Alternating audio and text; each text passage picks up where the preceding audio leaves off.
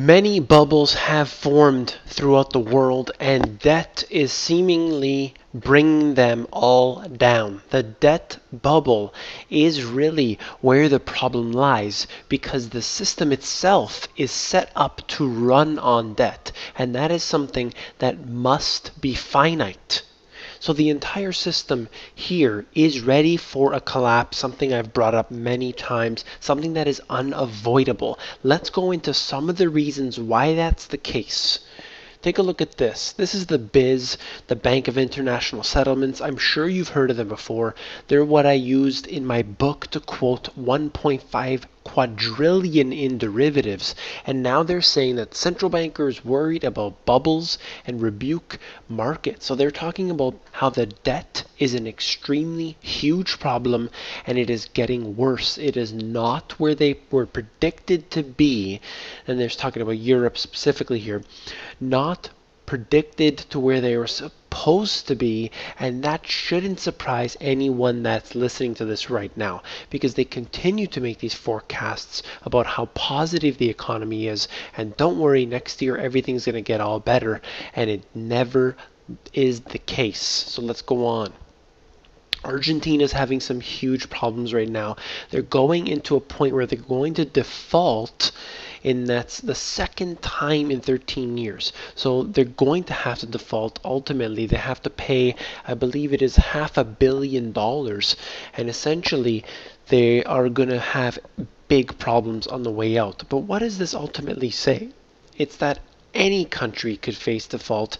It isn't just in South America. It isn't just in Asia. It is any country around the world. Everyone could default, and that includes the US. But the US is not necessarily going to default the way Argentina is.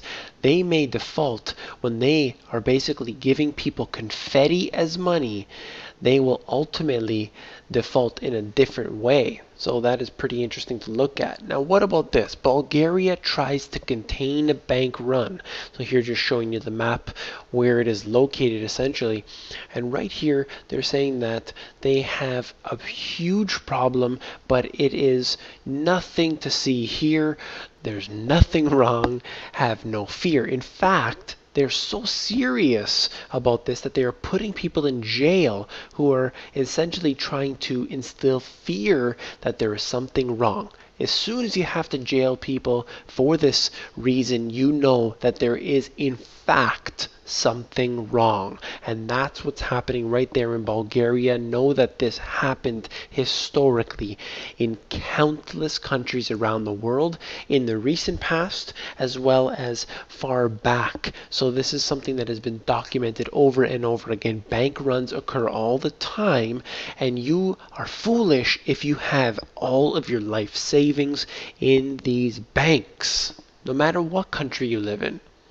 Draghi disaster, European household loans plunged to the most on record. You can see how low this is going right here. No one wants to take out a loan right now because they simply don't have any money to buy anything. The economy, particularly in Europe, is terrible, and essentially they are all in trouble as a whole, and this is basically not the way they intended on being. The Eurozone was supposed to be something of great economic prosperity, but it just doesn't work like that when you have one interest rate, one central bank doing the work for all these different countries which are so economically diverse, politically diverse. It just doesn't work, and here is the result.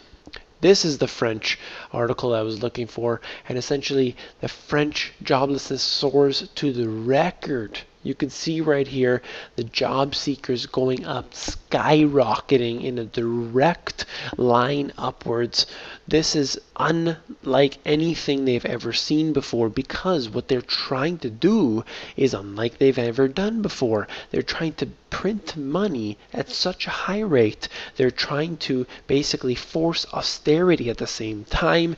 They're then taxing people at a rate which is absolutely absurd. In France, going up to, for some people, 100%, exceeding 100%, and many more have actually got the 75% tax rate. This is unsustainable, and then you wonder why the economy is suffering, because these so-called wealthy people are the ones who own the businesses, who hire people.